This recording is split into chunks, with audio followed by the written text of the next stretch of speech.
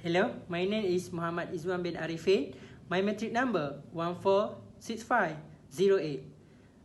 I from school educational study, majoring history and minoring Malay language. Today, I would like to explain about the final project, which is create a game-based learning strategy. Okay, for the introduction, this module will provide guidance for teacher to teach subject history from 1, and the theme is early civilization of the world, and teaching time is take 1 hour.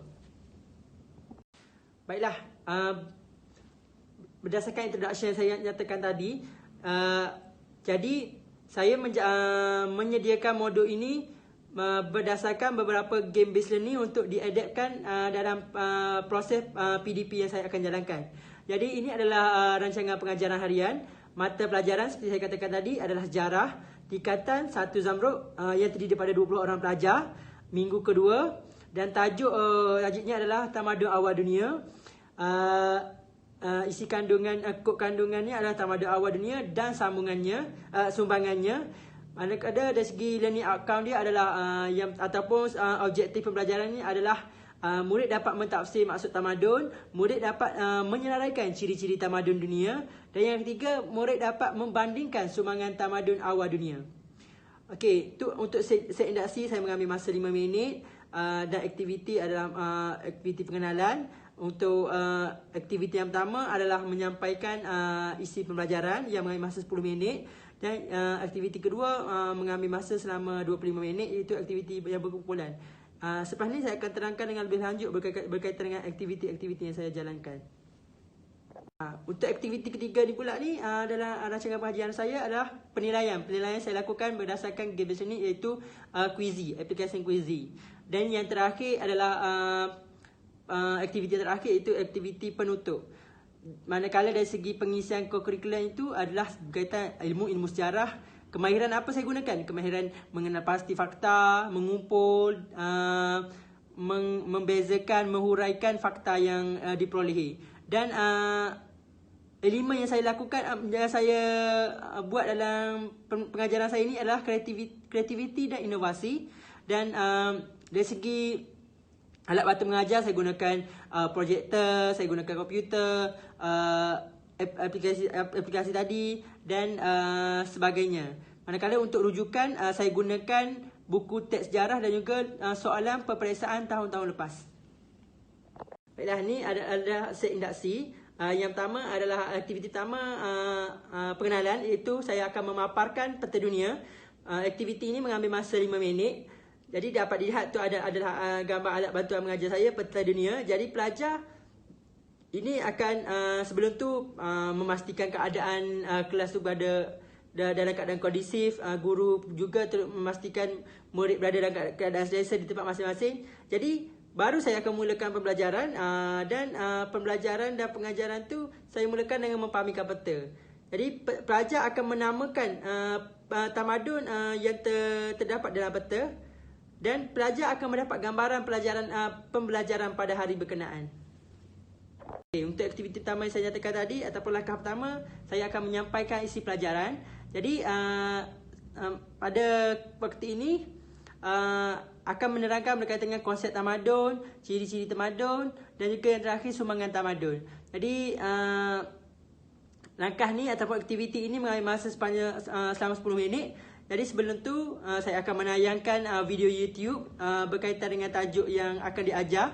Lepas tu pelajar ni akan diarahkan untuk fahami apa yang disampaikan.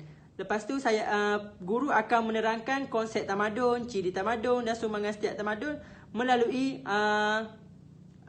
slide PowerPoint. Lepas tu guru akan meminta pelajar untuk mengulang semula apa yang yang diajar kepada pelajar, untuk memastikan pelajar memperoleh kefahaman yang sangat jitu. Itu adalah contoh, itu adalah link YouTube yang saya paparkan semasa pengajaran. Baiklah, ini adalah contoh slide PowerPoint yang saya sediakan kepada pelajar untuk semasa proses aktiviti ini dijalankan.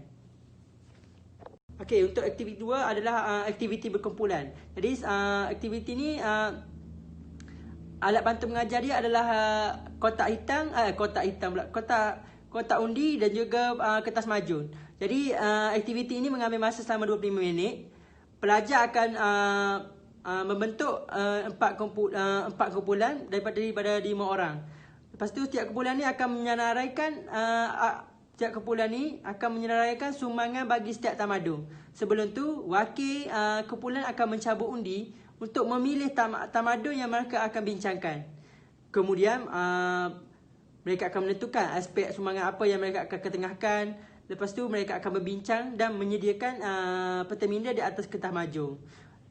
Sesi ni juga akan berlaku proses pembentangan dan ada sesi soal jawab antara pelajar dan juga pembentang. Itu adalah contoh alat bantu mengajar saya, iaitu yang pertama adalah kotak undi, yang kedua adalah kertas majung. Itu kertas majung yang saya reka sendiri, saya buat sendiri sebagai contoh untuk dipaparkan. Baiklah, untuk langkah ketiga ataupun aktiviti yang seterusnya adalah berkaitan dengan penilaian, iaitu penilaian menggunakan aplikasi Quizy. Aktiviti ini mengambil masa selama 15 minit. Dari segi macam mana cara pelaksanaannya, guru akan menyediakan soalan berkaitan dengan hasil pembentangan tadi di dalam aplikasi Quizy, dan guru akan menayangkan soalan kuis dari aplikasi Quizy itu pada tayangan slide di hadapan kelas. Jadi pelajar dibenarkan menggunakan telefon bimbit untuk mengakses bagi menjawab soalan dalam aplikasi Quizy. Jadi mereka tetap menjawab dalam kumpulan yang seperti yang pembentangan tadi. Jadi kumpulan yang akan mendapat markah tertinggi akan dikira sebagai pemenang. Okey, ini adalah contoh ni alat bantu mengajar yang saya kepilkan, iaitu link untuk nak akses kepada aplikasi Quizy ni. Lepas tu ni muka depannya tu kod untuk masuk ke aplikasi Quizy. Ni adalah contoh soalan yang saya telah sediakan dan juga paparan bagi markah yang mereka akan perolehi nanti. Okey, baiklah, untuk penutup atau perumusan, guru ia akan mengambil masa selama 5 minit. Guru akan menyimpulkan semua hasil pembelajaran pada hari berkenaan. Jadi guru akan memberi latihan melalui Google Classroom. Selepas dia bagi soalan, guru akan menamatkan sesi PDP.